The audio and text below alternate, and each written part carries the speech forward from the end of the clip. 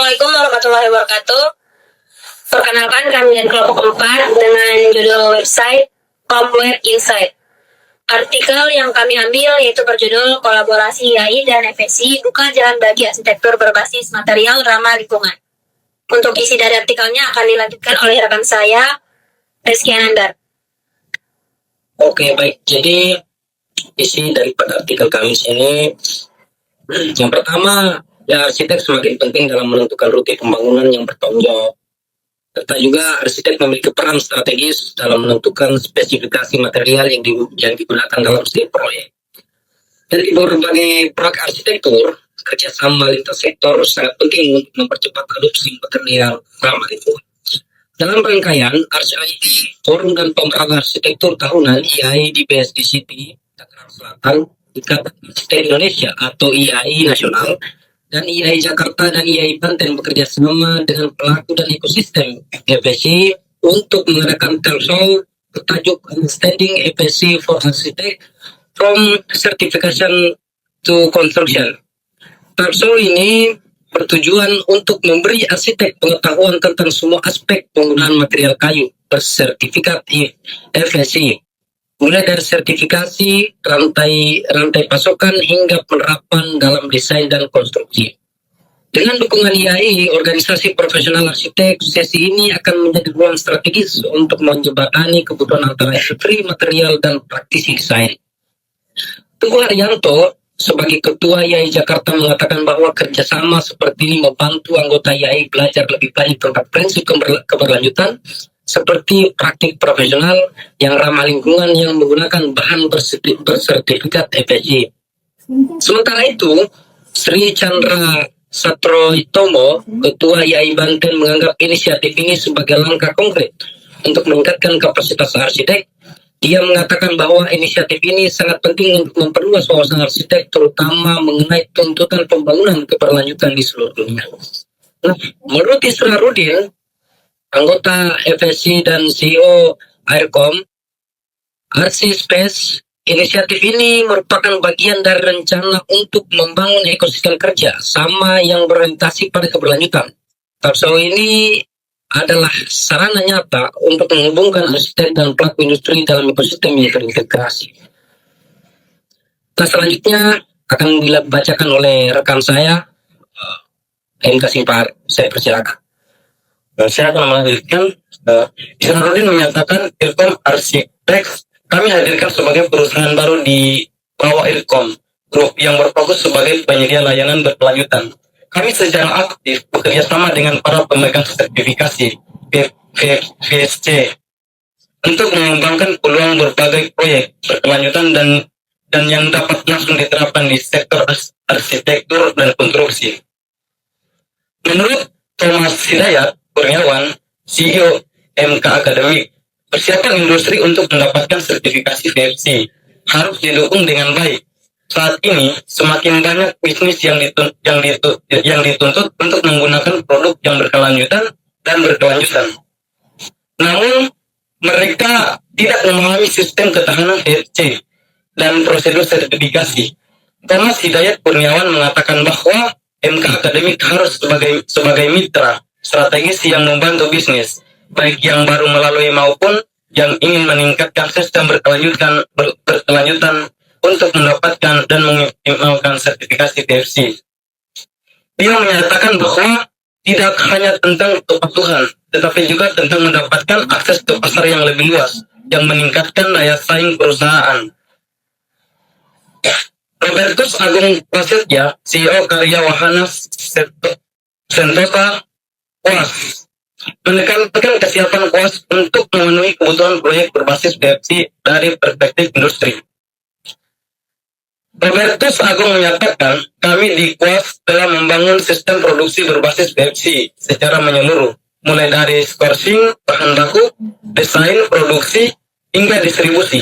Dengan meningkatnya kebutuhan pasar terhadap material bersertifikat, kami siap menjadi mitra arsitek dan developer dalam menyediakan solusi interior, furniture, maupun material kayu penunjang konstruksi yang tidak hanya berkelanjutan tetapi juga memenuhi standar kualitas dan kebutuhan desain proyek. Mungkin hanya itu yang bisa. Baik, itu dia tadi penjelasan mengenai artikel yang kami ambil. Selanjutnya akan dibacakan oleh rekan saya, Vira Yoviana, mengenai strategi website yang akan kami buat berjudul ComWeb Insight. Nah, di sini tuh ada tujuan website, yang dimana website ComWeb Insight dirancang sebagai pusat komunikasi digital berbasis pengetahuan yang memiliki beberapa tujuan utama. Yang pertama itu tujuan fungsional. Tujuan fungsional menjadi 3 bagian. Menjadi media publikasi artikel akademik populer di bidang komunikasi digital, media, branding, dan strategi komunikasi. Selanjutnya menjadi wadah eksplorasi mahasiswa dalam memproduksi konten berbasis web.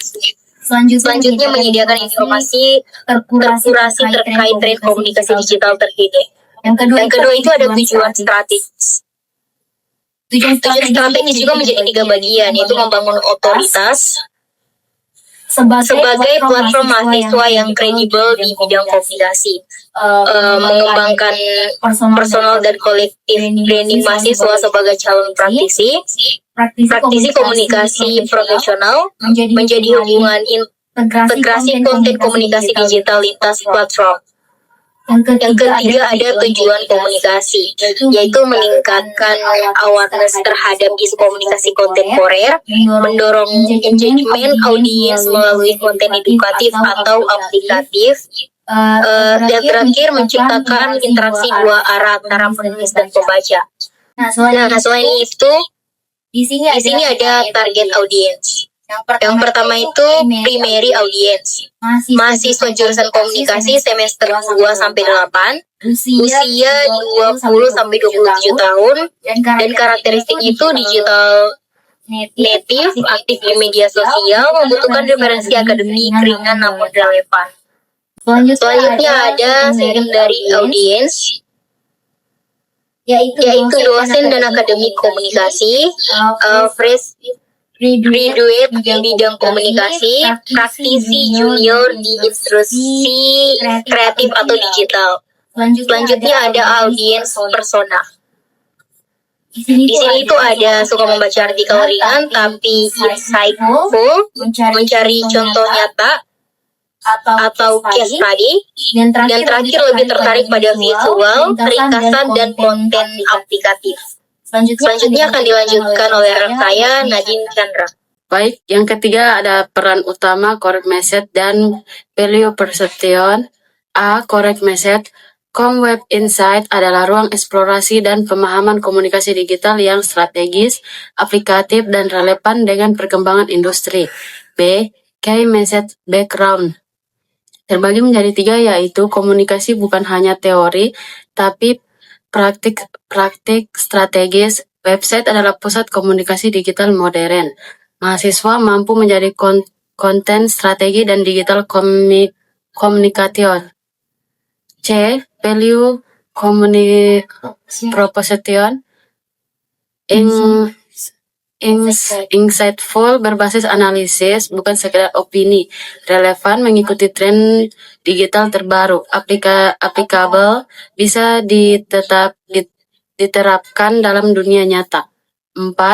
Format konten strategi dan struktur. Strategi konten berbasis konten viral dan user engagement modern. Konten pillars. 1. Digital communication insight terbagi menjadi 3, tren media digital, perilaku audiens, strategi komunikasi online. 2. Website production practice, ada UI, UX dasar, SEO konten, website strategi. 3. Case study dan analisis brand, kampanye digital, krisis komunikasi. 4. Student perspective, opini mahasiswa, refleksi akademik, pengalaman praktikum. Dan B. Format konten, artikel panjang 800 sampai 1200 kata SEO friendly. Mikro konten, ringkas poin penting, infografis, visual komunikasi, carousel konten untuk integrasi sosial media, studi kasus berbasis analisis, problem solution per word. C. Gaya penulisan semi formal, akademik ringan, argumentasi plus berbasis teori, menggunakan contoh nyata empiris. Baik, akan dilanjutkan oleh saudara saya Novita Aulia. Baik, yang kedua integrasi MC atau Integrated Marketing Communication. Website ini berperan sebagai pusat hubungan dalam ekosistem IMC. Di antaranya ada owned media atau core, yaitu website, blog, artikel, dan landing page khusus topik. Yang kedua, yang selanjutnya ada shared media, Instagram atau distribusi visual dan engagement, TikTok buat edukasi singkat dan awareness, Twitter atau X buat diskusi dan opini real time. C ada earned media, diantaranya ada share oleh mahasiswa dan kolaborasi dengan komunitas kampus serta backlink dari blog atau website lain. D ada paid media atau opsional simulasi strategi, diantaranya ada Instagram Ads untuk promosi artikel unggulan. Yang kedua ada Google Ads untuk keyword edukasi komunikasi. Selanjutnya ada integrasi pesan. Semua channel membawa pesan yang konsisten, yaitu edukatif, insightful, dan relevan dengan maksud komunikasi. Website ini berfungsi sebagai final destination atau conversion point, juga sumber informasi utama atau source of truth. Yang keenam ada call to action atau CTA strategi. CTA dirancang untuk meningkatkan engagement, interaksi, dan konversi audiens menjadi komunitas aktif. Yang pertama ada CTA utama, yang antaranya ada baca insight selengkapnya, explore artikel lainnya, dan pelajari strateginya. B ada CTA engagement, yang antaranya ada bagikan pendapat kamu di kolom komentar, diskusikan topik ini bersama kami, dan ikuti kami untuk insight terbaru. Yang ketiga ada CTA konversi, antaranya ada kirim artikel kamu sekarang, gabung sebagai kontributor, dan yang ketiga adalah subscribe untuk update mingguan. Terakhir ada kesimpulan strategi. Web Insight bukan sekadar website artikel, tetapi dirancang sebagai platform komunikasi strategis mahasiswa, pusat integrasi konten digital atau MC Core, serta media pembentukan personal branding akademik dan profesional. Dengan pendekatan audience-centric, content-driven, serta integrated communication.